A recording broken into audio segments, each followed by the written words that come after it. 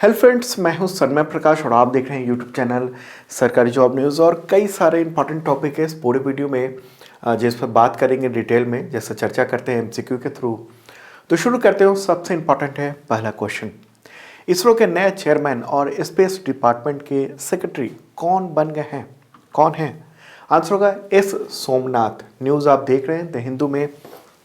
नए चेयरपर्सन हो और अगले 3 साल तक के लिए इस पद पर रहेंगे। इससे पहले कौन थे चेयरपर्सन इसरो के? तो के सिवन थे, जो कि 14 जनवरी 2022 को इस पद पर रिटायर हो गए। तो अब इनको यानी एस सोमनाथ आप नाम ध्यान रख लो, इंपॉर्टेंट है एग्जामिनेशन के लिए। तो इनको अब चेयरपर्सन बना दिया गया है। किसने बनाया? तो केंद्र सरकार की जो कैबिनेट की अपॉइंटमेंट कमेटी है, तो उसी ने इसरो का नया चेयरपर्सन और स्पेस डिपार्टमेंट का सेक्रेटरी नियुक्त करने की स्वीकृति दी है। स्पेस डिपार्टमेंट जो है वो सीधे प्रधानमंत्री के अंतर्गत आता है। ठीक है, ये रॉकेट वैज्ञानिक है और अगले 3 साल तक तो रहेंगे ही। इससे पहले कहाँ पर थे वो, क्या काम कर रहे थे? तो विक्रम साराभाई स्पेस सेंटर है, ये कहाँ पर है? केरल के तिरुवनंतपुरम में। तो वहाँ पर उसके डायरेक्टर थे। ओके, एस सोमनाथ, उनका जन्म हुआ था जुलाई 1963 में। केरल यूनिवर्सिटी से उन्होंने मैकेनिकल इंजीनियरिंग में पढ़ाई की, फिर बाद में आईआईएससी बेंगलोर, वहाँ से एयरोस्पेस इंजीनियरिंग की पढ़ाई की और 1985 से उन्होंने इसरो में काम करना शुरू किया था। और अपने करियर के शुरुआती दौर में ही पीएसएलवी, उसके लिए जो टीम बनाई गई थी, तो उसके लीडर थे। और इस टीम के काम की वजह से ही पीएसएलवी बना और दुनिया भर के बहुत सारे देशों के सूक्ष्म जो छोटे उपग्रह हैं उसको लॉन्च करने का दायित्व इस पीएसएलवी पर रहा और बेहतरीन काम किया पीएसएलवी ने। और उसके बाद फिर ये जीएसएलवी है जो फोटोग्राफ आप देख रहे हैं। तो जीएसएलवी मार्क 3 उसके लॉन्चर के विकास में भी महत्वपूर्ण भूमिका निभाई। ओके, तो ये बहुत कई सारे सब्जेक्ट के एक्सपर्ट हैं। व्हीकल डिजाइनिंग में, जो स्पेस व्हीकल है उसके डिजाइनिंग में, लॉन्च व्हीकल के, system engineering, structural design, okay, dynamics, इन सब के एक्सपर्ट हैं। ओके, स्पेस इंडस्ट्री के लिए इनका अपना एक नज़रिया भी है, उसके बारे में थोड़ा सा जान लें। उनका कहना यह है कि स्पेस जो इंडस्ट्री है इंडियन, उसको प्राइवेट कंपनियों को भी शामिल करना चाहिए इसमें। उनका कहना है कि स्पेस इंडस्ट्री में बिजनेस के अवसर प्राइवेट कंपनी को दिए जाने चाहिए, ताकि जैसे टेलीकॉम और एयरलाइंस क्षेत्र में जो बदलाव हुए हैं उस तरह से स्पेस इंडस्ट्री में भी बदलाव हो, वहाँ पर पैसे आ सकें। ओके, तो इसरो की बात कर रहे थे हम लोग और इसके चेयरपर्सन बन गए हैं ये। इसरो की स्थापना कब हुई थी? 15 अगस्त 1969 को, यानी 1969 को। पहले चेयरमैन कौन थे इसरो के? तो विक्रम साराभाई। और नए कौन है? एस सोमनाथ। हेडक्वार्टर कहाँ है इसरो का? तो बेंगलुरु, कर्नाटका में। अगला क्वेश्चन, काफ़ी चर्चा रही इस क्वेश्चन की। जर्नलिस्ट कमाल खान, उनका निधन हो गया 14 जनवरी 2022 को। तो किस न्यूज़ चैनल से जुड़े थे? आंसर होगा एनडीटीवी। 3 दशकों से वो एनडीटीवी के साथ थे और अपनी जो विशिष्ट पत्रकारिता है, खास शैली में, उसके लिए वो जाने जाते थे। समाज को अपने अनूठे ढंग से समझाने और उसके बारे में बताने के लिए एक विश्वसनीय पत्रकार इनको माना जाता था। 61 ईयर के थे और 14 जनवरी 2022 की, यानी कल सुबह इनको हार्ट अटैक आया, उससे निधन हो गया। इनकी वाइफ है रुचि, वो भी जर्नलिस्ट हैं। चलिए आगे बढ़ते हैं, अगला क्वेश्चन लेते हैं। ये बहुत ही इंपॉर्टेंट है। उससे पहले बता दूं कि 2021 का टोटल करंट अफेयर्स, यानी पिछले साल का जनवरी से दिसंबर तक का, वो अवेलेबल हो चुका है पीडीएफ, और जल्दी बुक अवेलेबल हो जाएगा। कोविड-19 के कुछ रिस्ट्रिक्शंस हैं, उसकी वजह से बुक जल्दी नहीं आ पा रहा है, उपलब्ध नहीं हो पा रहा है, लेकिन जल्दी मुझे लगता है कि कुछ ही दिनों में बुक उपलब्ध हो जाएगा। फिलहाल पीडीएफ अवेलेबल है और तमाम जो भी एग्जामिनेशन हैं वो सब में काम आ सकता है। और उसमें स्पेशली हमने अलग अलग टॉपिक पे डिटेल में बताया है और हर टॉपिक का पेज नंबर है और उसमें विस्तार से कंटेंट भी दिया हुआ है, ताकि आपको समझ में आ सके हर टॉपिक। ओके, तो आपने देखा। चलिए तो क्वेश्चन लेते हैं। अगला है, केंद्र सरकार ने किस निजी यानी प्राइवेट टेलीकॉम कंपनी के 35.8% हिस्से का मालिक बनने का फैसला किया है, यानी इक्विटी लेने का फैसला किया है।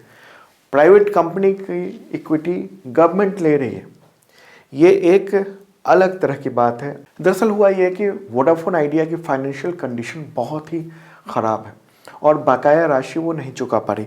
आपको पता होगा कि जियो के लॉन्च होने के बाद बहुत सारी कंपनियां हैं टेलीकॉम इंडस्ट्री में जो कि बंद हो गई, लेकिन कुछ कंपनियां हैं जो सरवाइव कर रही हैं और उसमें वोडाफोन आइडिया है, एयरटेल है, उन सब पर बहुत बकाया है, फाइनेंशियल कंडीशन भी ठीक नहीं है।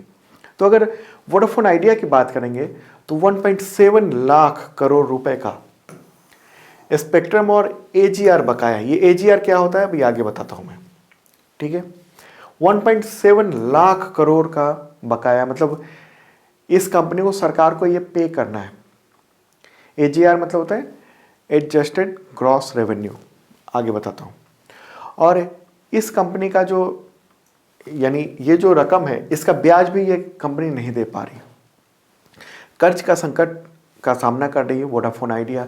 तो ऐसे में वोडाफोन आइडिया के बोर्ड ने सरकार को ये कहा कि जो ब्याज की रकम है 16,000 करोड़ रुपए, इस रकम की वो हम तो दे नहीं पा रहे हैं, तो इसके बदले इक्विटी आप ले लो और जो 16,000 करोड़ रुपए है उसको ख़त्म कर दिया जाए। तो सरकार ने प्रस्ताव दिया था कुछ महीने पहले कि अगर कंपनियां ये पैसे जमा नहीं कर पा रही हैं, स्थिति खराब है, तो वो इक्विटी दे सकती है और उसके बदले तो फिर देना नहीं पड़ेगा ये रकम। तो ब्याज के बदले, इस रकम के बदले सरकार 35.8% की हिस्सेदारी की मालिक होगी। तो इस स्थिति में अब केंद्र सरकार इस कंपनी की सबसे बड़ी हिस्सेदार हो जाएगी, सबसे बड़ी हिस्सेदार। आपको बताऊं कि वोडाफोन जो है वो अभी दो कंपनियां हैं इसमें, वोडाफोन आइडिया में, वोडाफोन और आइडिया। तो वोडाफोन का 44% से घटकर स्टेक रह जाएगा 28.5% पर, और आदित्य बिरला ग्रुप है उसकी 27.66% की हिस्सेदारी है, तो वो घट के 17.8% की हिस्सेदारी रह जाएगी। ओके, तो ये फर्क पड़ेगा। अब बात कर लेते हैं एजीआर क्या होता है। ये इंपॉर्टेंट टॉपिक है, अगर इकोनॉमिक्स से रिलेटेड क्वेश्चन हो सकते हैं तो ये भी आ सकता है आपके तमाम एग्जामिनेशन से। अब बात करते हैं कि एजीआर क्या होता है। ये एडजस्टेड ग्रॉस रेवेन्यू होता है, एक तरह का यूजेज और लाइसेंस फी कह सकते हैं इसको। ये जो फीस है वो जो टेलीकॉम मिनिस्ट्री है उसका जो दूरसंचार विभाग है, डिपार्टमेंट ऑफ टेलीकॉम, उसके वो लेता है। दूरसंचार विभाग पिछले कई सालों से बकाये की मांग कर रहा है, जिसे देने में टेलीकॉम कंपनियां आनाकानी कर रही है। बहुत लंबे समय तक सुप्रीम कोर्ट में ये मामला था, बाद में सुप्रीम कोर्ट ने कहा कि ये 2019 में सुप्रीम कोर्ट ने ये कहा कि टेलीकॉम कंपनी को ये बकाया रकम देना पड़ेगा। तो अब सवाल उठता है कि टेलीकॉम सेक्टर के लिए राहत क्यों है, सरकार क्यों इस तरह से आई है, ताकि देश में 2 या उससे अधिक टेलीकॉम कंपनियां बची रहे और स्वस्थ प्रतियोगिता भी रहे। क्योंकि मान लीजिए 2 रह जाएगी, अगर वोडाफोन आइडिया बंद हो गई तो ऐसे में क्या होगा ये कि 2 कंपनियां अगर आपस में मिल गई तो फिर रेट बढ़ा सकती है। जैसे अभी आपको देखने को मिला होगा कि टेलीकॉम यानी इंटरनेट के या फिर मोबाइल के जो डेटा है उन सब के रेट बढ़ गए। ओके, तो हालांकि इस कंपनी की हालत ख़राब है इसलिए इसने भी बढ़ाया और बाकी को भी बढ़ाने का मौका मिल गया। ओके, तो कर्ज के जाल से बचने के लिए एक कोशिश सरकार के द्वारा की गई है और एक विकल्प है। चलिए आगे बढ़ते हैं, अगला क्वेश्चन लेते हैं, इससे रिलेटेड है। केंद्र सरकार ने टाटा टेली सर्विसेज महाराष्ट्र पर एजीआर बकाये के 850 करोड़ रुपए के बदले कितनी हिस्सेदारी लेने का फैसला किया है। अब ये दूसरी कंपनी है जिसकी हिस्सेदारी सरकार ले रही है। आंसर होगा 9.5%। ओके, सरकार ने वोडाफोन आइडिया की तरह यानी वीआई की तरह टाटा टेली सर्विसेज महाराष्ट्र, ये कंपनी का नाम है टाटा टेली सर्विसेज महाराष्ट्र, तो उसकी हिस्सेदारी लेने का फैसला किया। सरकार ने क्या कहा है इस पूरे मामले में, क्योंकि ये बात उठी भी है कि सरकार एक तरफ तो अपनी कंपनी को बेच रही है और दूसरी तरफ इन कंपनियों का स्टेक खरीद ले रही है। एक तरह से खरीदना ही हुआ, जी चुका नहीं पा रहे हो तो हम स्टेक दे दो। ओके, तो सरकार का ये कहना है कि ज़्यादा हिस्सेदारी होने का मतलब ये नहीं होगा कि सरकारी वो कंपनी बन जाएगी, यानी पीएसयू बन जाएगी। आप न्यूज़ भी देख रहे हैं ये वाला। ओके, वोडाफोन आइडिया और Tata tele not be become PSU, मतलब सरकार केवल अभी इसकी मदद करने के लिए स्टेक ले रही है, और बाद में जब दोनों कंपनियों की स्थिति ठीक हो जाएगी, यानी कर्ज को चुकाने की स्थिति हो जाएगी, तो ऐसे में सरकार इस इक्विटी को छोड़ने पर भी बात करेगी और इसके बदले सरकार इस इक्विटी को बेच सकती है। ओके, मुझे लगता है इस मुद्दे पर आप समझ चुके होंगे। आगे बढ़ते हैं, अगला क्वेश्चन लेते हैं। हेनली पासपोर्ट इंडेक्स 2022 उसकी फर्स्ट क्वार्टर की रिपोर्ट आई है, तो उसमें दुनिया में पावरफुल जो पासपोर्ट हैं उनमें भारत की रैंकिंग क्या है? आंसर होगा इसका 83। ओके, पिछली बार से थोड़ा मजबूत हुआ है अपना पासपोर्ट। देखिए, पावरफुल पासपोर्ट का मतलब क्या हुआ? मतलब ये हुआ कि बिना वीजा के, यानी सिर्फ पासपोर्ट के जरिए किसी देश के लोग कितने देशों में जा सकते हैं, इस इंडेक्स को हर तिमाही पर यह ऑर्गेनाइजेशन जारी करती है। Henley and partners, Henley and partners वो जारी करता है। तो हमारा जो पासपोर्ट है इंडिया का वो थोड़ा मजबूत हुआ है। इससे पहले जो रैंकिंग थी वो 90 थी, अब हम 83 की ओर बढ़े हैं। मतलब कि हमारा पासपोर्ट मजबूत हुआ है पहले से, यानी पावरफुल हुआ है। ओके, भारतीय नागरिक जो है वो 60 कंट्री में, यानी 60 देशों में वीज़ा फ्री ट्रेवल कर सकते हैं। सिर्फ आपके पास पासपोर्ट होना चाहिए, आप 60 देशों में आप जा सकते हैं। उसकी पूरी लिस्ट गवर्नमेंट की वेबसाइट पर अवेलेबल है, वो भी चाहे तो आप देख सकते हैं। तो अब देख लेते हैं कि ये जो इंडेक्स है फर्स्ट क्वार्टर क्या है। उसमें नंबर 1 पे है जापान और सिंगापुर। उसके जो नागरिक हैं वो सिर्फ अपने पासपोर्ट के जरिए 192 कंट्री में बिना वीज़ा के ट्रेवल कर सकते हैं। सेकंड पर है जर्मनी और साउथ कोरिया, यहाँ के 190 देशों में लोग जा सकते हैं बिना वीज़ा लिए हुए। थर्ड पे है फिनलैंड, इटली और लग्जमबर्ग, यहाँ के 189 देशों में लोग ट्रैवल कर सकते हैं यहाँ के नागरिक।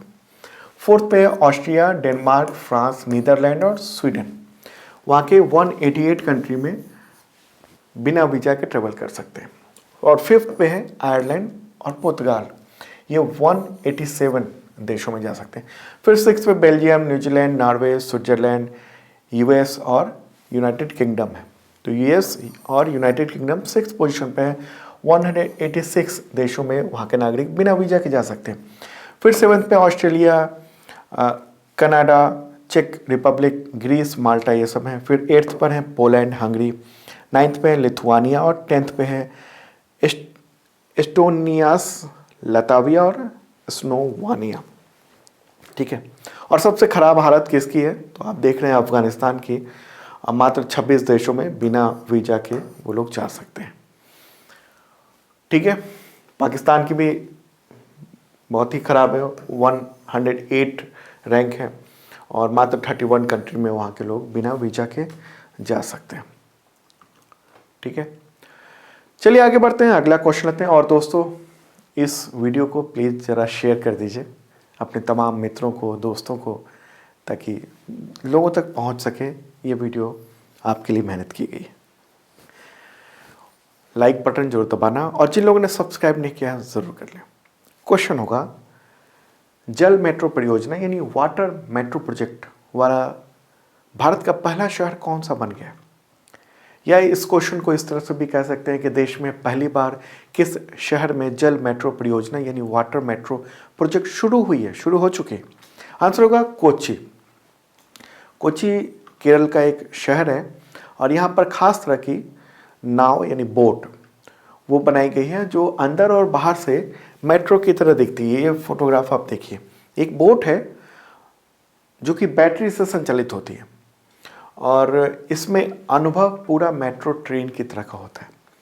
ये मेट्रो बोट 50 सीटों वाली होती है और एयर कंडीशनड है, बैटरी से चलती है और पहली मेट्रो बोट का जो नाम रखा गया है मुजीरिस रखा गया। मुजीरिस नाम जो है ईसा पूर्व प्रथम शताब्दी के वक्त एक बंदरगाह था कोच्चि में ही, और यहाँ से मसालों का कारोबार होता था, तो इसलिए ये नाम रखा गया। ओके, वाटर मेट्रो परियोजना है, उसकी अनुमानित जो लागत है वो 747 करोड़ रुपीज़ है, और इसे कोच्चि वाटर मेट्रो लिमिटेड वो संचालित कर रहा है। एक बार मैप में भी दिखा दूं कि कहाँ पर ये पूरा भारत है, और भारत में यहाँ पर है केरला। ओके, केरला में इस जगह है कोच्चि, अभी ले चलते हैं आपको यहाँ पर।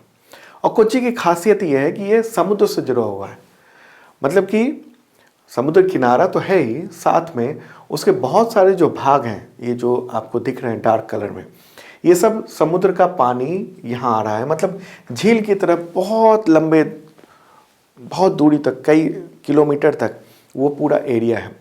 तो ऐसे में यहाँ से लेकर और यहाँ तक पूरा वो चलाया जा सकता है मेट्रो, वाटर मेट्रो। तो इसीलिए ये काम किया गया है। फिलहाल 23 घाटों को चुना गया है, फिर आगे और ज़्यादा घाटों पर इसका संचालन किया जाएगा। ओके, कोच्चि में नेवल बेस भी है इंडियन नेवी का, और वहाँ पर कोचिन शिपयार्ड भी है। कोचिन शिपयार्ड में अभी भारत का पहला स्वदेशी एयरक्राफ्ट कैरियर विक्रांत, उसका निर्माण कार्य चल रहा है। विक्रांत लगभग पूरा हो चुका है और उसका ट्रायल वगैरह चल रहा है। पहला स्वदेशी एयरक्राफ्ट कैरियर है। ओके, तो केरल की बात हो रही है, वहाँ की राजधानी क्या है? तिरुवनंतपुरम। गवर्नर कौन है? आरिफ मोहम्मद खान, और चीफ मिनिस्टर पिनाराई विजयन। अगला क्वेश्चन, गीता गोपीनाथ, उनकी जगह IMF के नए चीफ इकोनॉमिस्ट यानी मुख्य अर्थशास्त्री कौन बन गए हैं? आंसर होगा पियरे ओलिवियर गोरिंचस। ठीक है, ये न्यूज़ देख लीजिए आप। और ये रहे जिनको बनाया गया चीफ इकोनॉमिस्ट, ये फ्रेंच इकोनॉमिस्ट हैं, यानी फ्रांस के हैं, और 24 जनवरी 2022 को, यानी जल्द ही, IMF के नए चीफ इकोनॉमिस्ट का पदभार ग्रहण करेंगे। अच्छा, इससे पहले भारतीय मूल की गीता गोपीनाथ, ये फोटोग्राफ देख रहे हैं आप, तो इस पद पर काम कर रही थी। उनका कार्यकाल समाप्त हो गया है, और अब गीता गोपीनाथ IMF में फर्स्ट डिप्टी डायरेक्टर यानी प्रथम उप निदेशक के पद पर 21 जनवरी को ज्वाइन करने वाली है। ठीक है, तो अंतर्राष्ट्रीय मुद्रा कोष कहते हैं हिंदी में IMF को, इंटरनेशनल मॉनेटरी फंड को। ओके, तो इसकी स्थापना हुई थी, गठन हुआ था 27 दिसंबर 1945 को। मुख्यालय कहाँ है? वाशिंगटन DC यानी अमेरिका में। सदस्य देश कितने हैं? 190। और प्रबंध निदेशक कौन है? मैनेजिंग डायरेक्टर IMF की, तो क्रिस्टालिना जॉर्जीवा। आगे बढ़ते हैं। अगला क्वेश्चन होगा, सुप्रीम कोर्ट ने प्राइम मिनिस्टर नरेंद्र मोदी की सुरक्षा की चूक की जांच के लिए किसकी अध्यक्षता में कमेटी बनाई है? कौन है? सुप्रीम कोर्ट के रिटायर्ड जज। आंसर का Indu Malhotra. Okay, supreme court के रिटायर्ड जज हैं, और इनके बारे में बताऊं, इंदु मल्होत्रा के बारे में, कि वो एक ऐसी पहली महिला एडवोकेट थी जो वकील से सीधे सुप्रीम कोर्ट की जज बन गए थे। जज कब बनी थी? 27 अप्रैल 2018 को बनी थी, और करीब 3 साल का कार्यकाल रहा। मार्च 2021 में रिटायर्ड हुई थी। फोटोग्राफी ये रहा। तो सुप्रीम कोर्ट ने 5 सदस्यीय कमेटी बनाई है, जो कि ये देखेगी कि पंजाब में जो प्राइम मिनिस्टर नरेंद्र मोदी का काफिला जा रहा था, तो उनको सुरक्षा में उनके सेंध हुई, एक तरह से चूक हुई, और उनको एक फ्लाईओवर पर काफ़ी देर तक रुकना पड़ा सिक्योरिटी लैप्सेस की वजह से। तो उसकी जांच करेंगी, यानी इनकी अध्यक्षता में ये जांच होगी। अदर मेंबर कौन कौन है? तो NIA के IG हैं, चंडीगढ़ के DGP हैं, पंजाब और हरियाणा हाई कोर्ट के रजिस्ट्रार जनरल, और पंजाब के एडिशनल DGP सेक्रेटरी सिक्योरिटी, वो भी इसमें होंगे। तो प्राइम मिनिस्टर की सुरक्षा चूक हुई थी, कब की बात है? तो 5 जनवरी का मामला है। फोटोग्राफ आप देख रहे हैं, ये फ्लाईओवर पर प्राइम मिनिस्टर नरेंद्र मोदी की कार रुक गई थी, जाम में फंस गई थी। उनको पंजाब में एक रैली में संबोधित करने जाना था, फिरोजपुर जा रहे थे, रास्ते में किसान थे, प्रदर्शनकारी थे, जाम लगा दिया था। जिसकी वजह से एक फ्लाईओवर पर उनको करीब 15 से 20 मिनट रुकना पड़ गया था। तो ये एक प्राइम मिनिस्टर के लिए उनकी सिक्योरिटी की वजह से ये मामला गंभीर हो गया था और इस मामले में गृह मंत्रालय ने गंभीर चूक बताया था और पंजाब सरकार पर एक तरह से आरोप लगाया था। लेकिन पंजाब सरकार भी इस मामले में चूक को मानने से इनकार कर दिया था।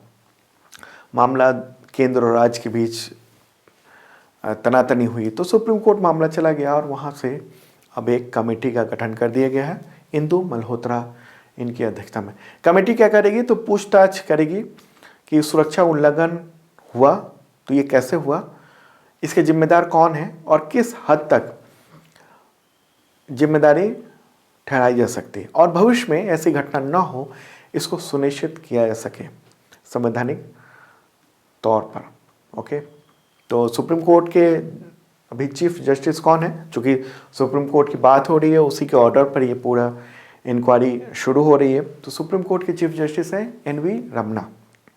तो अगला क्वेश्चन लेते हैं। महाराष्ट्र सरकार ने 12वें भारत रत्न डॉक्टर अंबेडकर पुरस्कार 2022 से किसे सम्मानित किया? किन्हें? आंसर होगा हर्षाली मल्होत्रा। कौन है वो? न्यूज़ पहले आप देख लीजिए। और वो है बजरंगी भाईजान, एक मूवी आई थी जिसमें सलमान खान थे लीड एक्टर के तौर पर। तो उसी में इन्होंने भूमिका निभाई थी। एक छोटी बच्ची, अगर आपने मूवी देखी होगी तो एक छोटी बच्ची थी जो कि बोल नहीं सकती थी, तो उसका रोल इन्होंने निभाया था हर्षाली मल्होत्रा ने करीब 7 साल पहले, यानी 2015 में ये मूवी आई थी और काफ़ी प्रसिद्ध भी हुई थी मूवी। तो इनके सराहनीय प्रदर्शन और भारतीय सिनेमा में इनके योगदान के लिए महाराष्ट्र के गवर्नर भगत सिंह कोश्यारी ने ये सम्मान इनको दिया है। आगे बढ़ते हैं। अगला क्वेश्चन, भारत के 73वें शतरंज ग्रैंड मास्टर कौन बन गए? आंसर होगा भरत सुब्रमण्यम। मात्र वो 14 साल के हैं। ओके, चेन्नई के रहने वाले हैं और अभी जनवरी 2022 में इटली के कैटोलिका में एक टूर्नामेंट चल रहा था, तो उसी में इनके परफॉर्मेंस को देखते हुए ग्रैंड मास्टर का खिताब इनको दिया गया है। ठीक है, अगला क्वेश्चन होगा, किस राज्य में स्थित सोमगो लेक और नथुला बॉर्डर को जोड़ने वाली सड़क का नाम नरेंद्र मोदी मार्ग रखा गया, जिसे पहले जवाहरलाल नेहरू मार्ग के नाम से भी जाना जाता था, उस नाम से प्रचलित? आंसर होगा सिक्किम। ओके, न्यूज़ आप देख लीजिए। ये सड़क करीब 19.51 यानी 19.5 किलोमीटर के आसपास लंबी है और वहाँ के जो गवर्नर हैं सिक्किम के, गंगा प्रसाद, तो उन्होंने इस सड़क का उद्घाटन किया है और नरेंद्र मोदी के नाम पर इस सड़क का नाम रखा गया है। ठीक है, 20 दिसंबर को इसकी मंजूरी दी ग्राम सभा ने और उसके बाद इन्होंने इसका उद्घाटन कर दिया। दोस्तों, कुछ क्वेश्चंस जो हैं वो दिसंबर के भी ले लिए मैंने, क्योंकि दिसंबर के आखिरी दिनों के 2-3 दिनों के वो करंट अफेयर्स के वीडियो नहीं आ पाए थे, तो उन क्वेश्चंस को मैं इसमें भी शामिल कर रहा हूँ और आगे भी शामिल कर दूंगा ताकि आपका कवर हो जाए। तो हम लोग सिक्किम की बात कर रहे हैं। सिक्किम की राजधानी क्या है? गंगटोक। और मुख्यमंत्री कौन है? प्रेम सिंह तमांग। ओके, और ये सड़क किसने बनाई है? तो बॉर्डर रोड ऑर्गेनाइजेशन ने बनाई है। अगला क्वेश्चन होगा, इंटरनेशनल ऑटोमोबाइल्स फेडरेशन, उसके पहले गैर यूरोपीय अध्यक्ष कौन है? आंसर होगा मोहम्मद बिन सुलेयन। कहाँ से हैं वो? तो संयुक्त अरब अमीरात से, यानी UAE से हैं। उन्होंने किसकी जगह ली है? तो रिटायर्ड अध्यक्ष जीन टॉड की जगह ली है। बिन सुलेयम जो हैं, मोहम्मद बिन सुलेयन, वो अरब दुनिया में एक वहाँ के प्रमुख मोटर स्पोर्ट्स के प्रशंसकों में से एक हैं। इम्पॉर्टेंट उनका रोल रहा है। ओके, ऑटोमोबाइल के क्षेत्र में। तो FIA जो है, ये जो संगठन है इंटरनेशनल ऑटोमोबाइल फेडरेशन, तो वो दुनिया की एक मजबूत संगठन माना जाता है। तो उसी के अध्यक्ष अब ये बन गए। ये जो फेडरेशन है उसका हेडक्वार्टर कहाँ है? पेरिस, यानी फ्रांस में। आगे बढ़ते हैं। अगला क्वेश्चन लेते हैं। RBI के पूर्व गवर्नर उर्जित पटेल किस बैंक के उपाध्यक्ष नियुक्त हुए? आंसर होगा Asian infrastructure investment bank. Okay. उनके फरवरी 2022 में वो उम्मीद है कि पदभार ग्रहण कर लेंगे। ये जो बैंक है, फोटो भी दिखाता हूँ, ये बीजिंग में है इसका मुख्यालय। ओके। और 104 देश इसके सदस्य हैं और इसका सबसे बड़ा जो शेयर होल्डर है वो चीन है। बैंक के अध्यक्ष कौन है? जिन लिकुन। ओके। और ये बैंक क्या करता है? एशिया में इकोनॉमिक और सोशल ग्रोथ के लिए काम करता है, फंड देता है। 2016 में इसको बनाया गया था। चीन ने ही इसके लिए आगे बढ़कर भूमिका निभाई थी कि एक इंफ्रास्ट्रक्चर से रिलेटेड जो भी प्रोजेक्ट हैं उसके लिए ये हो। तो अब उर्जित पटेल इसके उपाध्यक्ष हो गए हैं। तो ये जो बैंक है उसमें 5 उपाध्यक्ष होते हैं, तो उनमें से ये एक होंगे। और आपको बता दूं कि इससे पहले आरबीआई के गवर्नर रह चुके हैं। कब से कब तक? 4 सितंबर 2016 से 10 दिसंबर 2018 तक गवर्नर थे। आगे बढ़ते हैं। अगला क्वेश्चन होगा, बेस्ट मोशन पिक्चर ड्रामा का गोल्डन ग्लोब अवार्ड 2022 किस मूवी को मिला है? आंसर होगा the power of the dog. यह अवार्ड समारोह अमेरिका में होता है, काफ़ी प्रतिष्ठित है, दुनिया भर में प्रतिष्ठित है। तो अलग अलग उसमें यानी गोल्डन ग्लोब अवार्ड मिले हैं। जो फीचर फिल्म में है वो सब, ये पूरी लिस्ट हमने दे दी है। कुछ इम्पॉर्टेंट है उसको बस ध्यान में रखना है कि बेस्ट फिल्म कौन है ड्रामा के क्षेत्र में, the power of the dog. Best film है म्यूजिकल कॉमेडी में तो बेस्ट साइड स्टोरी। इस तरह के बाकी एक्टर वगैरह के हैं। तो इसका मैंने पीडीएफ इस वीडियो के डिस्क्रिप्शन में दे दिया है, फ्री है, आप देख सकते हैं, वहाँ से पूरा देख लेना है, एक बार रिवाइज कर लेंगे तो ठीक है। कभी कभी ऐसा आता है कि इससे रिलेटेड क्वेश्चन आ जाते हैं। चलिए आगे बढ़ते हैं, अगला क्वेश्चन लेते हैं। झांसी रेलवे स्टेशन का नाम बदलकर क्या रख दिया गया है? आंसर होगा वीरांगना लक्ष्मीबाई रेलवे स्टेशन। ये चुनाव आयोग का जो आचार संहिता है लागू हुआ था उससे ठीक पहले ये यूपी सरकार ने ऐसा किया था। हालांकि मुझे ऐसा लगता है कि लक्ष्मीबाई झांसी के नाम से ही जानी जाती हैं, झांसी की रानी कहे जाते हैं। तो झांसी का नाम जो है वो अब रेलवे स्टेशन का वीरांगना लक्ष्मीबाई रेलवे स्टेशन कर दिया गया है।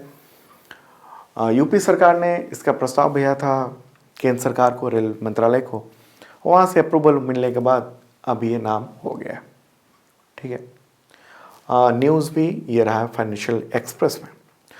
तो दोस्तों ये था इंपॉर्टेंट करंट अफेयर्स, और भी कई क्वेश्चन हैं, कल वीडियो में मैं उसको कवर करवा दूंगा। ठीक है। शेयर जरूर करना इस वीडियो को तमाम मित्रों को, और जो पीडीएफ है करंट अफेयर्स का पूरे साल का आप डाउनलोड कर सकते हैं, इस वीडियो के डिस्क्रिप्शन में लिंक है, चेक कर लेना। मिलते हैं कल वीडियो में।